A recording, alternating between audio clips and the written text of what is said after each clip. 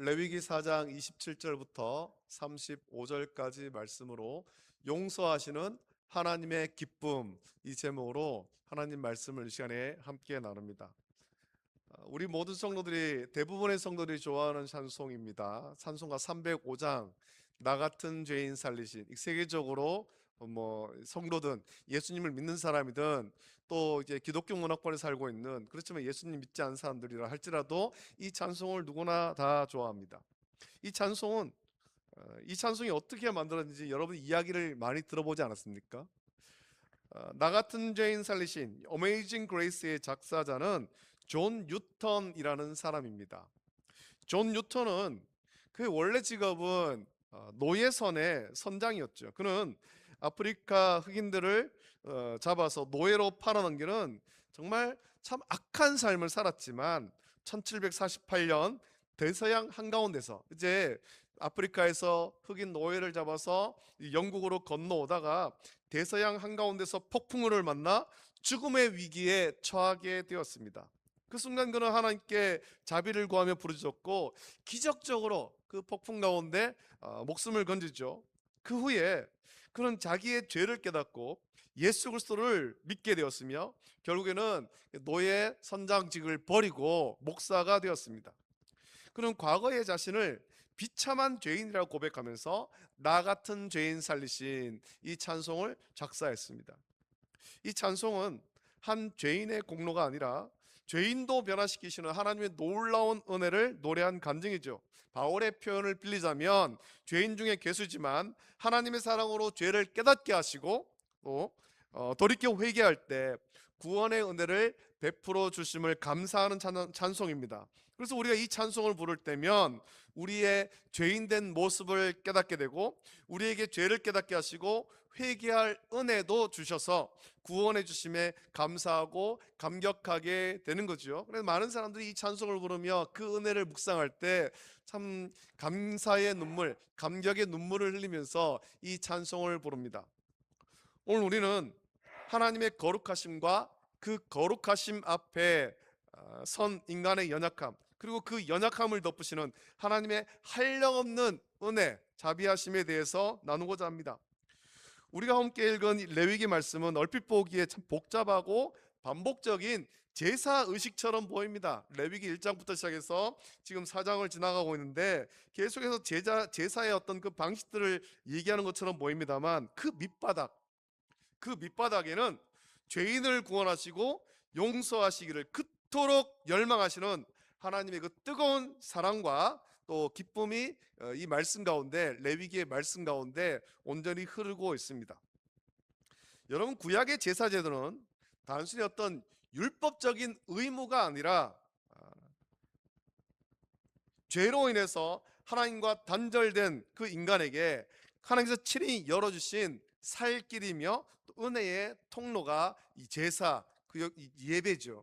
오늘 이 말씀을 통해서 우리를 용서하시기를 기뻐하시는 하나님 아버지의 마음을, 그 사랑을 우리가 깊이 깨닫고 그 사랑 안에서 참된 자유를 온전히 누리는 저와 여러분 되시기를 예수님의 이름으로 축복합니다.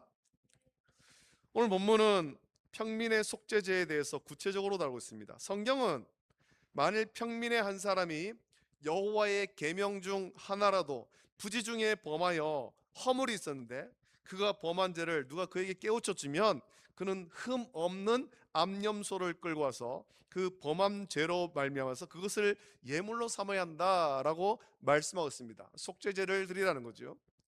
여기서 우리가 주목해야 될 것은 이 부지 중이라는 말과 이 깨우쳐 주면이라는 표현입니다. 우리는 너무나도 연약해서 자기가 죄를 짓고 있다라는 사실조차도 인식하지 못할 때가 많습니다. 우리가 살면서 지금 내가 죄를 짓고 있구나, 잘못된 길로 가고 있구나, 이것을 깨닫지 못한다라는 거죠. 그래서 히브리 원어에서, 히브리 성경에서 보면 이 부지중에를 뜻하는 히브리어가 비시가가인데 이것은 실수로 혹은 알지 못하는 사이에 길을 벗어난 상태를 말합니다. 여러분, 광야에서는 길이 없잖아요. 길을 우리처럼 지금처럼 길이 닦이고 도로가 닦이고 그런 것이 아니에요. 광야는 이제 어떤 사람들이 많이 다니지 않는 곳이니까 어디가 길인지를 사실 알 수가 없어요. 그래서 내가 똑바로 가고 있다라고 생각하지만 사실은 똑바로 가지 않고 그 광야를 빙글빙글 돌고 있을 수도 있다라는 겁니다. 나는 똑바로 가고 있다고 생각하는데 실상은 똑바로 가지 못하고 빙글빙글 혹은 잘못된 길로 간다라는 겁니다. 그렇게 하다가 길을 잃는 거죠. 하나님께서는 우리가 고의로 짓는 죄뿐만 아니라 이처럼 무지함과 연약함 가운데 지은 죄까지도 세밀하게 다루시면서 정결하게 하기를 원하십니다. 이 부지중에 지은 죄, 내가 죄를 지으려고 한 것 아니잖아요. 내가 그런 마음으로 계획적으로 죄를 지은 것이 아니잖아요.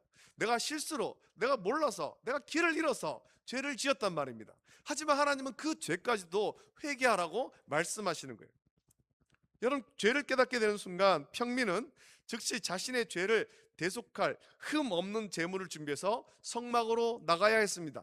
그리고 제물의 머리에 안수해야 됐죠. 이 안수는 나의 죄와 그 죄로 인한 비참한 형벌이 이 죄 없는 동물에게 그대로 전가된다라는 믿음의 고백입니다. 내 죄가 이 제물에게로 전가된다는 거죠. 나의 허물 때문에 아무 죄 없는 생명이 대신 죽음을 당하는 모습을 보면서 죄인은 이 죄의 무게가, 그것이 내가 혹은 부지중에 알지 못하고 지은 죄라 할지라도 그 죄의 무게가 얼마나 무거운지, 그리고 생명의 대가가 얼마나 무서운지를 처절하게 깨달아야 했던 것입니다. 자, 이렇게 드려진 제물에 대해서 제사장은 엄격하고도 거룩한 절차를 따라서 피와 기름을 구별해서 처리해야 했습니다. 제사장은 그 속죄 제물의 피를 손가락에 찍어 번제날 뿔들에 바르고 그 피 전부를 제단 밑에 쏟아야 했죠. 성경에서 이 피는 생명을 의미합니다. 제단불에 피를 바르는 행위는 피의 생명력으로 죄인의 그 죄를 완전히 덮고 생명의 대속이 이루어졌음을 공포하는 거룩한 선언입니다. 또 제사장은 제물의 모든 기름을 화목 제물의 기름을 떼어낸 것 같이 떼어내어서 제단 위에서 그 기름을 불살라 여호와께 향기롭게 해야 됐죠. 구약에서 이 기름, 우리가 레위기의 말씀을 묵상하면서 그동안 몇 번 언급했습니다만, 기름은 가장 좋은 것, 가장 가치 있는 것을 상징하며 오직 하나님께만 돌려야 하는 아주 거룩한 몫이죠. 이 기름을 불태워서 연기로 올려드릴 때 성경은 그것이 여호와께 향기로운 냄새가 되었다라고 기록합니다.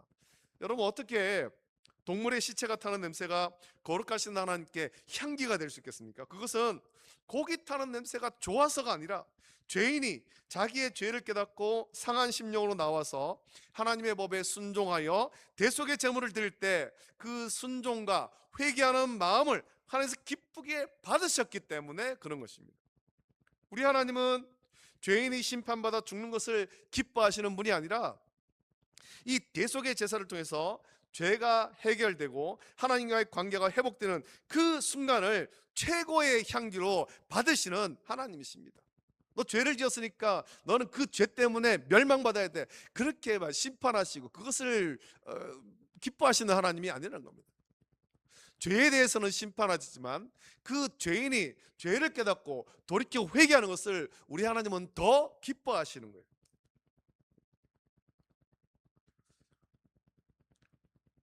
구약의 속죄제 이면에는 놀라운 이 구속사적 신비가 숨겨져 있습니다. 매번 죄를 지을 때마다 동물의 피를 흘려야 했던 이 불완전하고도 일시적인 제사는, 이것은 이제 장차 오실 성경대로 오실 참된 대속제물이신 예수 그리스도를 희미하게 보여주는 그림자죠.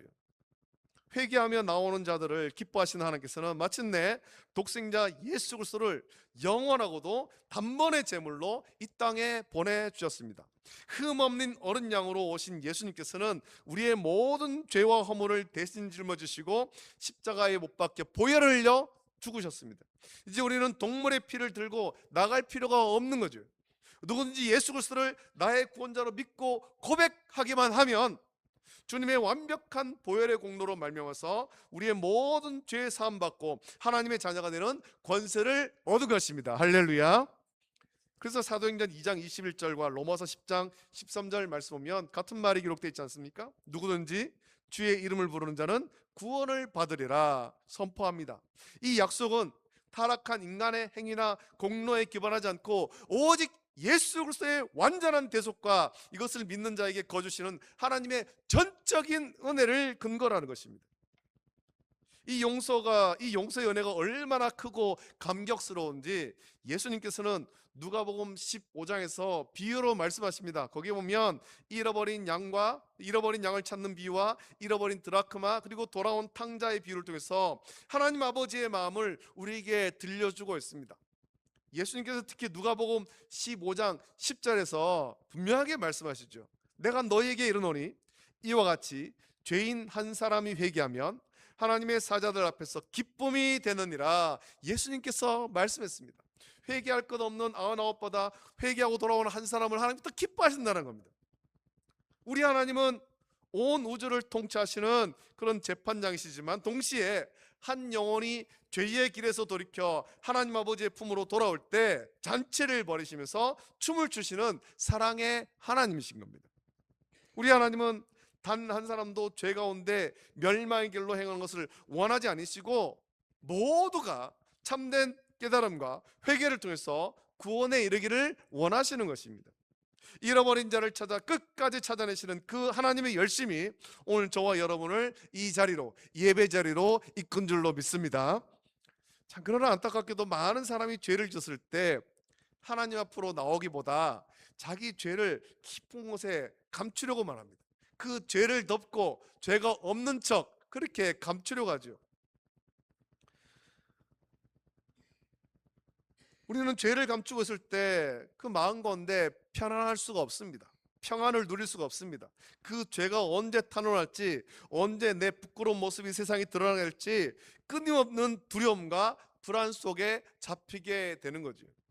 마침내 숨겨둔 죄가 세상에 완전히 드러나게 될 때 인간은 감당할 수 없는 큰 수치와 부끄러움을 당하게 됩니다.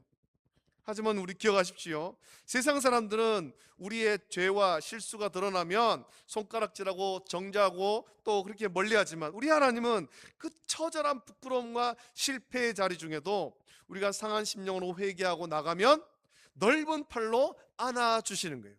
하나님, 잘못했습니다. 내가 죄를 지었습니다. 용서해 주십시오 하면은 그렇게 회개하고 나갈 때 하나님은 너 그래 죄 지었지? 너 부끄럽지? 벌 받아야 돼. 그렇게 하시는 것이 아니라 회개하고 돌아올 때 싸매시고 용서해 주는 거예요. 안아 주시는 거죠.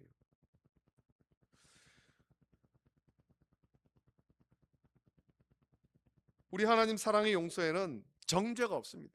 우리가 우리 죄를 자백하면 우리 하나님은 미쁘시고 의로우사 우리 죄를 사하시며 우리를 모든 불의에서 깨끗하게 하신다라고 성경은 말씀합니다. 회개하는 자는 더는 죄의 무거운 짐에 눌려 살지 않습니다.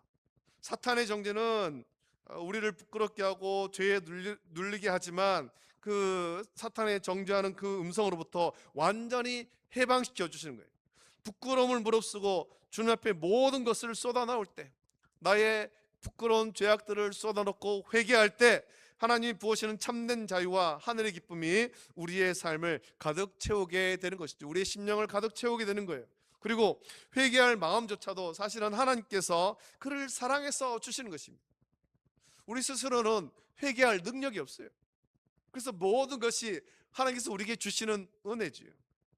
따라서 우리는 일상의 삶 속에서 우리 안에 연약함과 또 죄를 깨달을 때마다 낙심하거나 도망치지 말아야 됩니다. 오히려 우리를 너무나 사랑하셔서 우리가 회개하고 돌아오기만 하면 언제든지 용서하기를 기뻐하시는 하나님 아버지의 그 마음을, 사랑의 마음을 우리는 기억해야 됩니다. 우리를 위해 십자가에 모진 못 박히심을 당하시고 우리의 모든 죄와 허물을 대신 지신 채 물과 피를 다 쏟으신 예수 그리스도 구속의 은혜를 여러분 온전히 바라보기를 원합니다. 그 보혈의 공로를 믿음으로 의지해서 날마다 담대히 은혜의 보좌 앞으로 나가십시오. 그래서 하나님께서 주시는 참된 자유와 구원의 기쁨으로 우리의 삶이 충만해지기를 원합니다. 더 나아가 여전히 죄의 짐을 홀로 지고 두려움과 부끄러움 속에서 신음하는 세상의 많은 사람에게 이 놀랍고도 완전한 복음의 자유를 담대히 전파해서 살아가는 저와 여러분 되시기를 예수님의 이름으로 축복합니다. 기도합니다. 하나님 아버지 사랑과 은혜를 감사합니다. 허물과 죄로 영원히 죽었던 우리지만 하나님께서 우리를 사랑하셔서 독생자 예수 그리스도를 보내주셨고 또 우리에게 그 복음을 듣고 예수님을 구주로 영접할 수 있는 그 귀한 믿음 허락하심을 감사드립니다. 말씀을 듣고 죄를 깨닫고 회개할 마음을 또 허락하여 주심도 감사드립니다. 아버지 하나님의 은혜로 말미암아서 우리가 예수님을 구주로 믿고 죄 사함 받고 하나님의 자녀가 되었습니다. 이 놀라운 사랑과 은혜를 묵상하면서 아버지 하나님 날마다 하나님 말씀 앞에 바로 서게 하시고 우리의 숨겨진 죄를 회개하고 주 앞으로 나갈 수 있도록 인도하여 주시며 또 세상 가운데 하나님의 이 사랑의 복음을 널리 전할 수 있도록 은혜를 넘겨 주시옵소서. 감사합니다. 예수님의 이름으로 기도합니다. 아멘. 아멘.